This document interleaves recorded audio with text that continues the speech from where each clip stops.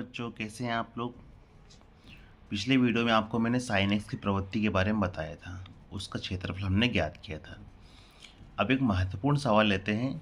परवलय Y square बराबर 4ax, ये परवलय का समीकरण होता है। ये परवलय और इसकी जो भी नाभिलंब जीवा है, इससे घिरे क्षेत्र का क्षेत्रफल ज्ञात करना है। तो देखो, परवलय कैसे देके रखा है, वाई स्क्वायर बराबर 4ax, ये पॉजिटिव है। कहीं कहीं पर इस टाइप का भी होता है, ये माइनस वाला। कहीं कहीं पर एक्स स्क्वायर बराबर 4a होता है, कहीं कहीं पर एक्स स्क्वायर बराबर -4a होता है। ये सब परवलय के समीकरण होते हैं। अब ये वाला जो परवलय है, इसको हम बनाएंगे। ये आपका x, ये आपका y। छोटी सी ट्रिक है, y के ऊपर स्क्वायर लगा है तो x पर बनाएंगे, जिस पर स्क्वायर नहीं लगा हो।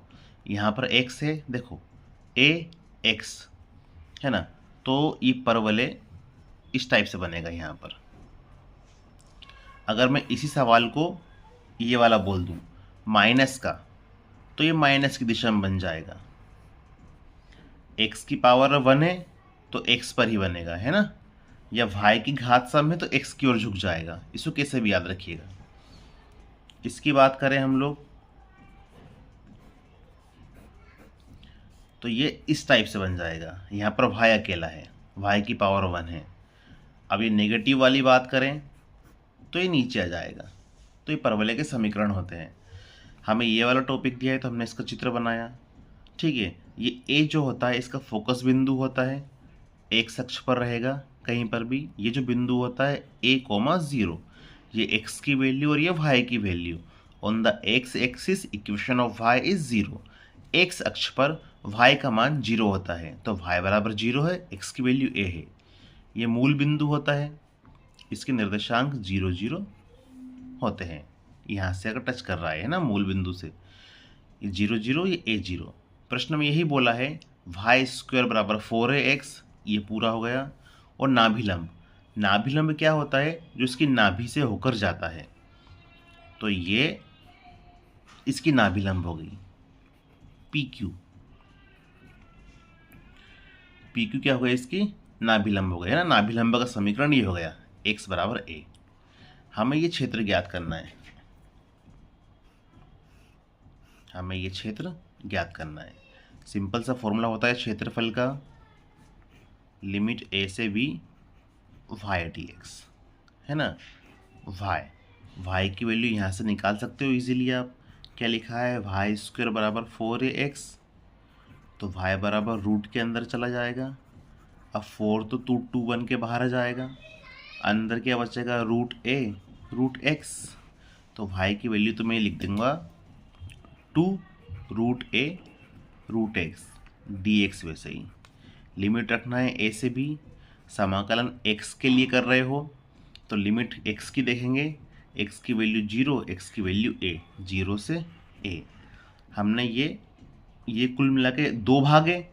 एक भाग तो ये हो गया पूरा हमारा, एक भाग ये हो गया, तो 2 भाग के लिए हम लोग 2 का गुणा कर देंगे यहाँ पर, ठीक है।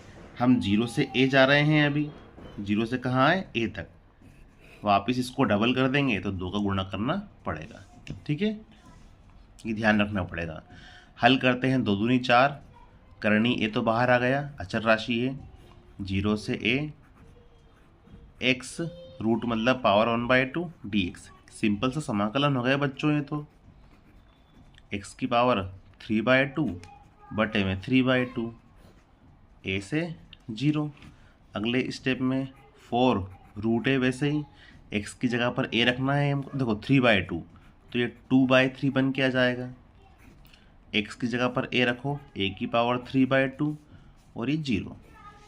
इसको हमने हल करा, 4 दूनी 8, 8/3। ये a की पावर 1/2 है, ये a की पावर 3/2 है, तो पावर जुड़ जाएगी, आधार समान है। तो 8/3, a की पावर 4/2, है ना। 3 और 1 4, 4/2, तो 8/3 a स्क्वायर वर्ग इकाई। ये काट देगा 2 बार। ये तो सिंपल सी कैलकुलेशन थी, इसमें कुछ भी नहीं करा हमने।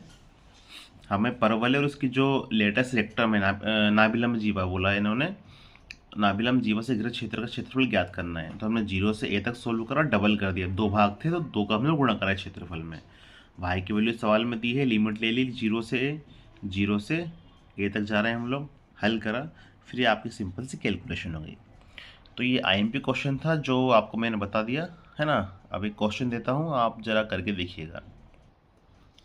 क्वेश्चन है आपका x² / 4 + y² / 9 = 1 से घिरे क्षेत्र का क्षेत्रफल ज्ञात करना है आपको। अब बेटा ये क्या है, ये एक दीर्घवृत्त है जो x² / a² + y² / b² = 1 प्रकार का होता है, दीर्घवृत्त होता है। इस 4 को लिख सकते हैं 2 की पावर 2 है ना, 9 को 3 की पावर 2। तो ये दीर्घवृत्त का क्षेत्र अगर ऑब्जेक्टिव में आए है ना, इस दीर्घवृत्त का क्षेत्रफल होता है π/ab, हमेशा याद रखिएगा। ये दीर्घवृत्त का मानक समीकरण होता है, इसका क्षेत्रफल होता है π/ab। तो इस 4 को 2² लिख दिया, 9 को 3² लिख दिया, तो a की वैल्यू 2 और b की वैल्यू 3, पाई a की वैल्यू 2, b की वैल्यू 3, तो 6π। इसका उत्तर 6π आएगा। ये ट्रिक है, आप सोल्व करके देखिएगा। अगला प्रश्न है y = 1/2 e⁻x/a + e⁻−x/a। x अक्ष और रेखाएं x = -a और x = a से घिरे क्षेत्र का क्षेत्रफल ज्ञात करना है। तो इसको आप लोग सोल्व कीजिएगा। तो ये दूसरा सवाल आपको दिया है, y = 1/2 e⁻x/a e⁻−x/a। x अक्ष और रेखाएं x = -a x = a से घिरे क्षेत्र का क्षेत्रफल ज्ञात करना है। कुछ भी नहीं है, समाकलन करना है -a से a तक, फॉर्मूला होता है y dx। सोल्व कीजिएगा। तीसरा समीकरण है y = 4x - x², x अक्ष और रेखाएं x = 0 x = 4 के बीच का क्षेत्रफल आपको ज्ञात करना है। तो इस सवाल में ज़रा थोड़ा ध्यान लगाइएगा, इसको कीजिएगा आप लोग।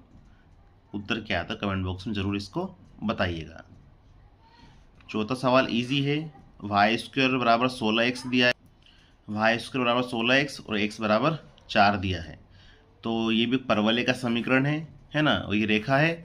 तो इनको आप लोग सोल्व कीजिएगा और कमेंट बॉक्स में उत्तर जरूर बताइएगा। अगर नहीं आता है तो बोलिएगा, हम इसको आगे सोल्व कर देंगे। एक इम्पोर्टेंट सवाल और है, रेखाएं y = mx, x = 1, x = 2 और x अक्ष। तो ये आपका x अक्ष हो गया, ये y = mx हो जाती है। x = 1 दिया है, 1 यहाँ ले लेते हैं, और x = 2 दिया है, 2 यहाँ ले लेते हैं। ये 1 0, ये 2 0। इनसे घिरा क्षेत्र का क्षेत्रफल हमको ज्ञात करना है ना। क्षेत्रफल दिया है 6 वर्ग इकाई, तो m ज्ञात करना है। फॉर्मूला होता है क्षेत्रफल a से b y dx है ना। क्षेत्रफल आपको 6 दे दिया है, लिमिट भी आपको दी है 1 से 2 तक दे दी है उसने लिमिट, 1 से 2, m y की वैल्यू mx dx आपको सोल्व करना है। बहुत ईजी है। तो m अचर बाहर आ गया, x का समाकलन x² / 2, लिमिट 2 से 1, तो 6m वैसे ही पहले 2 रखेंगे तो 4/2, 1 रखेंगे तो 1/2, 6m। सोल्व कीजिए, ये बन गया 2 है ना, 2 - 1/2। तो इसको आगे सोल्व कर लेंगे, ये हो गया 4 - 1/2, तो 6, ये ऊपर हो गया 3m/2, ये हो गया 3 दूना 6, 2 इधर गया तो m = 4। ये तो ईजी था है ना, इसको मैंने जल्दी बता दिया है। तो इस प्रकार के सवाल आप लोग कीजिएगा, इनका कमेंट बॉक्स में उत्तर बताइएगा बच्चों क्या आता है ना। शुक्रिया, अच्छे से प्रिपेयरिंग कीजिए, चैनल को सब्सक्राइब कीजिए।